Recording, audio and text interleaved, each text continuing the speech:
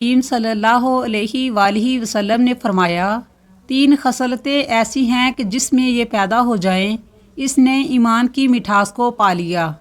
اول یہ کہ اللہ اور اس کا رسول اس کے نزدیک سب سے زیادہ محبوب بن جائیں۔ دوسرا یہ کہ وہ کسی انسان سے محض اللہ کی رضا کے لیے محبت رکھے۔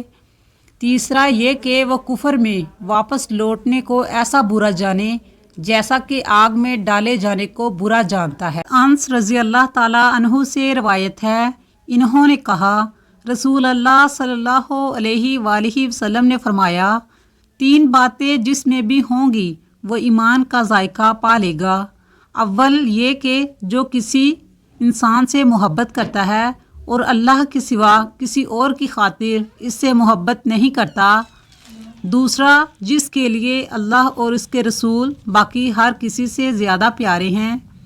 تیسرا یہ کہ اور جب اللہ نے اسے کفر سے بچا لیا تو آگ میں ڈالا جانا اسے کفر میں دوبارہ لوٹنے سے زیادہ پسند ہے۔ عبداللہ بن مسعود رضی اللہ تعالیٰ عنہ سے روایت ہے، انہوں نے کہا، میں نے پوچھا، اے اللہ کے نبی، کون سا عمل جنت سے زیادہ قریب کر دیتا ہے؟ فرمایا، نمازیں اپنے اپنے اوقات پر پڑھنا۔ میں نے پوچھا، اے اللہ کے نبی اور کیا؟ فرمایا، والدین کے ساتھ حسن سلوک کرنا۔ میں نے پوچھا، اے اللہ کے نبی اور کیا؟